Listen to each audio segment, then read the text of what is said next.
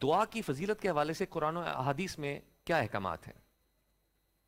دیکھیں، دعا کوئی آپشنل چیز نہیں ہے. قرآن و سنت میں دعا مانگنے کو فرض قرار دیا گیا ہے کسی بھی مسلمان کے لیے. اللہ تبارک و تعالیٰ نے سورۃ المؤمن، جسے سورہ غافر بھی کہتے ہیں، ہم، اس میں باقاعدہ یہ آیت نازل فرمائی، وقال ربکم، اور بے شک تمہارے رب نے یہ حکم دیا تھا، ادعونی استجب لکم، اے میرے بندو مجھ سے مانگو میں عطا کروں گا. ان الذین یستکبرون عن عبادتی، بے شک جو لوگ مجھ سے عبادت کرنے میں، دعا مانگنے میں تکبر کریں گے، میں انہیں ذلیل و خوار کر کے جہنم میں داخل کروں گا. سیم یہی آیت نمبر 60 سورۃ المؤمن کی نبی علیہ السلام نے تلاوت کی، اور جامع ترمذی اور سنن نبی داؤد میں حدیث ہے، نبی علیہ السلام نے فرمایا الدعاء هو العبادہ، دعا ہی تو عبادت ہے. اور پھر اسی آیت مبارکہ کو آپ نے تلاوت کیا.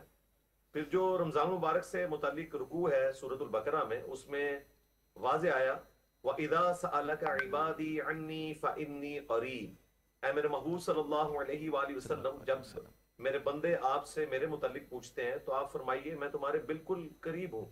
اجیب الدعوت الداعی اذا دعان، ہر پکارنے والے کی پکار کو سنتا ہوں جب وہ مجھے پکارے. فلیستجیبوا لی، لیکن لوگوں کو بھی چاہیے کہ میرا حکم مانے اور مجھ پر ایمان لائیں جیسا کہ ایمان لانے کا حق ہے، تو یہ رشد و ہدایت پا جائیں گے.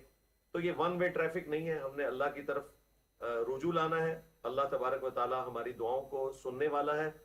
اللہ وہ شہنشاہ ہے کہ جس سے نہ مانگا جائے تو ناراض ہوتا ہے. بے شک. باقی دنیا کے شہنشاہ ان سے زیادہ مانگا جائے تو وہ ناراض ہوتے ہیں، اور اللہ وہ شہنشاہ ہے کہ جس سے نہ مانگا جائے تو وہ ناراض ہوتا ہے. اس لیے دعا مانگنا یہ ہر مسلمان کے اوپر فرض ہے. ہم دیکھیں نماز کے اندر ہم پہ فرض کر دیا گیا ہم، کہ ہم نے سورۃ الفاتحہ کی شکل میں بھی دعا مانگنی ہے، بے شک. اور جب نماز کنکلوڈ کرنی ہے تو دعا تشہد پڑھ. میں دروشی پڑھنے کے بعد بخاری مسلم میں آیا کہ جو چاہو اپنے رب سے مانگو. وہ دعاؤں کی قبولیت کی جگہ ہے. علی بھائی، آپ نے ابھی ایک لفظ استعمال کیا، دعا میں تکبر. یہ کیسے ایکسپلین کریں؟ دعا میں تکبر کچھ مجھے. دعا مانگنے سے تکبر کرتے ہیں، یعنی دعا نہیں مانگتے وہ، انہیں کہا گیا یہ متکبرین ہے. دعا اللہ کے اوکے، سامنے عاجزی کا اظہار ہے نا، سرنڈر اور کرنا. اللہ سے دعا نہ کرنا یہ تکبر ہے انسان کا. انسان کو عاجزی شو کرنی ہے کہ اپنے رب سے مانگتے رہنا ہے. تو وہ ذکر ہوا قرآن پاک میں کہ جو لوگ مجھ سے دعا کرنے میں تکبر کرتے ہیں، یعنی ٹھیک ہے، دعا نہیں کرتے، یہ معنی ہے ٹھیک اس ٹھیک. کا. اچھا علی بھائی، اگر ہم دعا کو واقعی عبادت سمجھ کر مانگتے ہیں، یا آج کے دور میں ہم نے صرف مشکل وقت کے لیے دعا کو رکھ لیا؟ یہ آپ نے اچھی چیز ہائی لائٹ کی ہے. جامع ترمذی میں حدیث ہے، جس شخص کی یہ خواہش ہے کہ مشکل اور پریشانی میں اللہ تعالیٰ اس کی دعا کو قبول کرے، ہم، تو اسے چاہیے کہ جب وہ آسودہ حال ہو اس وقت بھی اپنے رب کو پکارا کرے. ہم نے ہر حال میں اپنے رب کو پکارنا ہے. ہم. اور آپ کے پلیٹ فارم سے یہ بات میں آپ کی آڈینس تک پہنچاؤں کہ دعا ہر حال میں قبول ہوتی ہے.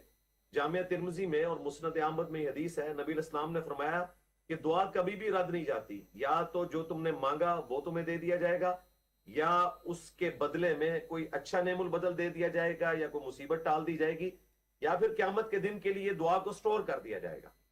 تو جب صحابہ کرام نے یہ سنا تو انہوں نے کہا یا رسول اللہ، اگر دعا کبھی بھی رد نہیں ہوتی تو پھر تو ہم بہت زیادہ دعائیں مانگا کریں گے.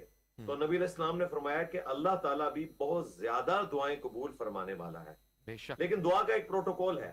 وہ جی. جامع ترمذی میں حدیث ہے، ایک شخص نے نماز پڑھی اور جلدی سے اس نے دعا مانگنا شروع کر دی، اور تھوڑی دیر بعد ایک اور شخص آیا، اس نے پہلے اللہ کی حمد بیان کی، اس کے بعد درود شریف پڑھا، اور پھر اللہ سے دعا مانگی. تو نبی علیہ السلام نے فرمایا سل تعطا، سل تعطا، مانگ تجھے دیا جائے گا، مانگ تجھے دیا جائے گا. سبحان اللہ. اور جو شخص پہلے آیا تھا اس کو نبی علیہ السلام نے بلا کر فرمایا کہ ڈائریکٹ اس طرح دعا نہ مانگا کرو، پہلے اللہ کی حمد بیان کرو جیسا کہ اس کے شان کے لائق ہے، پھر مجھ پر درود شریف پڑھو، اور پھر اللہ سے دعا مانگو. یہ دعا کا پروٹوکول ہے کہ آپ نے اللہ کی حمد بیان کرنی ہے. اس میں سورۃ الفاتحہ بھی آپ پڑھ سکتے ہیں، ہم. حسبنا اللہ و نعم الوکیل بھی پڑھ سکتے ہیں، یا حی یا قیوم برحمتک استغیث بھی پڑھ سکتے ہیں. جتنے بھی اللہ تعالیٰ کے لیے تعریفی کلمات ہیں، سورۃ الحشر کی آخری 3 آیات ہیں، واللہ الذی لا الہ الا ہو. یا اس کے علاوہ بھی احادیث میں آیا اللہم انی اسألک بانک انت اللہ لا الہ الا انت الاحد الصمد، یہ مانگ سکتے ہیں.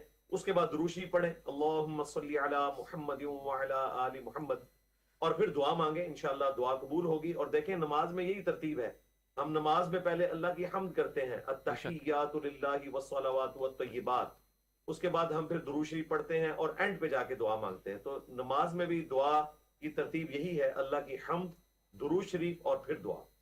اچھا علی بھائی، ایک سوال ہے، کسی کے وسیلے سے مانگنا شرک ہے؟ ہمارے دین میں کیا احکامات ہیں اس حوالے سے؟ نہیں، وسیلے سے مانگنا کوئی شرک نہیں ہے. ہم، وسیلے کا جو ٹرو کانسیپٹ ہے وہ یہ ہے کہ جب کوئی نیک آدمی دنیا میں موجود ہے آپ اس سے جا کر دعا کروائیں. ہم، جس طرح کہ صحیح بخاری میں 1010 نمبر حدیث ہے، 1010.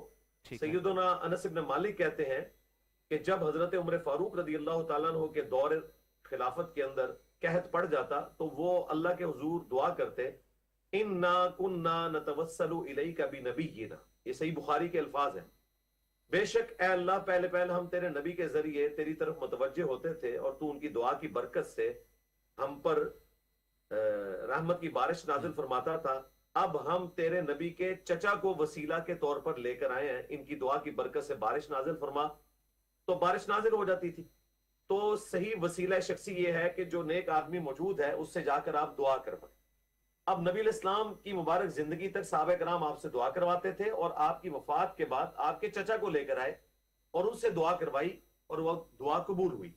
رہا یہ کہنا کہ نبی الاسلام کے وسیلے سے دعا کرنا، تو اس طرح کی کوئی چیز صحیح الاسناد احادیث میں اس حوالے سے رپورٹ نہیں ہوئی. البتہ یہ ضرور ہے کہ جو شخص دروشی پڑھ کے اللہ کی طرف متوجہ ہوتا ہے اللہ کی حمد کے ساتھ، تو اس کی دعا رائے گاہ نہیں جاتی.